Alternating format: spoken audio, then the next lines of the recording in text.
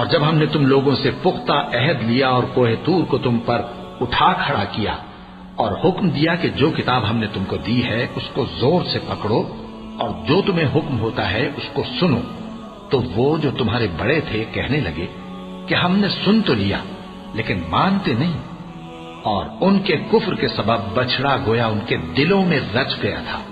اے پیغمبر ان سے کہہ دو کہ اگر تم مومن ہو تو تمہارا ایمان تم کو بری بات بتاتا ہے۔ کہہ دو کہ اگر آخرت کا گھر اور لوگوں یعنی مسلمانوں کے لیے نہیں اور اللہ کے نزدیک تمہارے ہی لیے مخصوص ہے تو اگر سچے ہو تو موت کی آرزو تو کرو، اور ان اعمال کی وجہ سے جو ان کے ہاتھ آگے بھیج چکے ہیں یہ کبھی اس کی آرزو نہیں کریں گے، اور اللہ ظالموں سے خوب واقف ہے۔ ابو لہب کے ہاتھ ٹوٹیں اور وہ ہلاک ہو، نہ تو اس کا مال ہی اس کے کچھ کام آیا اور نہ وہ جو اس نے کمایا،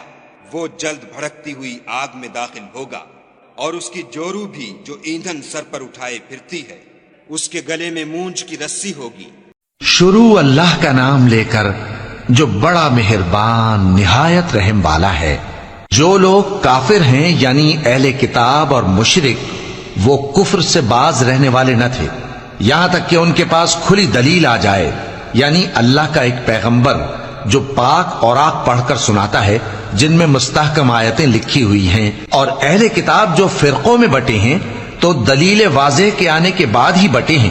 حالانکہ ان کو حکم تو یہی ہوا تھا کہ اللہ کی عبادت کریں، اطاعت کو اسی کے لیے خالص کرتے ہوئے یکسو ہو کر، اور نماز قائم کریں اور زکوٰۃ دیں، اور یہی مضبوط اصولوں والا دین ہے۔ جو لوگ کافر ہیں یعنی اہل کتاب اور مشرک وہ دوزخ کی آگ میں پڑیں گے اور ہمیشہ اسی میں رہیں گے،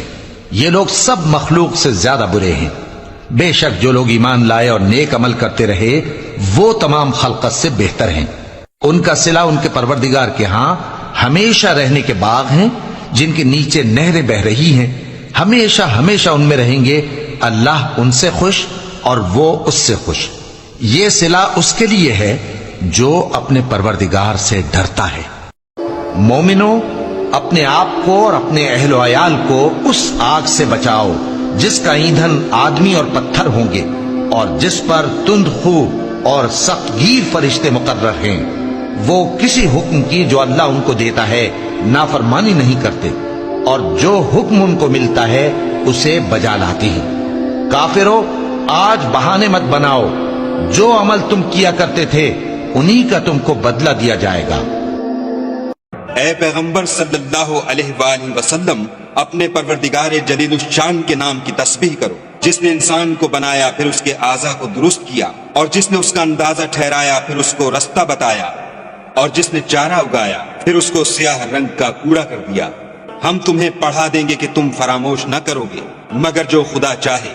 وہ کھلی بات کو بھی جانتا ہے اور چھپی کو بھی۔ ہم تم کو آسان طریقے کی توفیق دیں گے، سو جہاں تک نصیحت کے نافع ہونے کی امید ہو نصیحت کرتے رہو۔ جو خوف رکھتا ہے وہ تو نصیحت پکڑے گا، اور بے خوف بدبخت پہلو تہی کرے گا، جو قیامت کو بڑی تیز آگ میں داخل ہوگا، پھر وہاں نہ مرے گا نہ جیے گا۔ بے شک وہ مراد کو پہنچ گیا جو پاک ہوا اور اپنے پروردگار کے نام کا ذکر کرتا رہا اور نماز پڑھتا رہا، مگر تم لوگ تو دنیا کی زندگی کو اختیار کرتے ہو، حالانکہ آخرت بہت بہتر اور پائندہ تر ہے۔ یہی بات پہلے صحیفوں میں مرقوم ہے، یعنی ابراہیم اور موسیٰ کے صحیفوں میں۔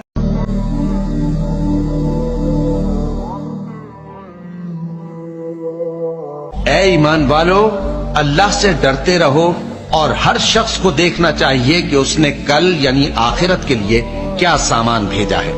اور ہم پھر کہتے ہیں کہ اللہ سے ڈرتے رہو، بے شک اللہ تمہارے سب اعمال سے خبردار ہے۔ اور ان لوگوں جیسے نہ ہو جانا جنہوں نے اللہ کو بھلا دیا تو اللہ نے انہیں ایسا کر دیا کہ وہ خود اپنے آپ کو بھول گئے، یہی لوگ ہیں نافرمان۔ اہل دوزخ اور اہل بہشت برابر نہیں، اہل بہشت ہی کامیابی حاصل کرنے والے ہیں۔ مومن مردوں سے کہہ دو کہ اپنی نظریں نیچی رکھا کریں اور اپنی شرمگاہوں کی حفاظت کیا کریں، یہ ان کے لیے بڑی پاکیزگی کی بات ہے، اور جو کام یہ کرتے ہیں اللہ ان سے خبردار ہے۔ اور مومن عورتوں سے کہہ دو کہ وہ بھی اپنی نگاہیں نیچی رکھا کریں اور اپنی شرمگاہوں کی حفاظت کیا کریں۔ پھر تم وہی ہو کہ اپنوں کو قتل بھی کر دیتے ہو اور اپنے میں سے بعض لوگوں پر گناہ اور ظلم سے چڑھائی کر کے انہیں وطن سے نکال بھی دیتے ہو، اور اگر وہ تمہارے پاس قید ہو کر آئیں تو بدلہ دے کر ان کو چھڑا بھی لیتے ہو، حالانکہ ان کا نکال دینا ہی تم پر حرام تھا۔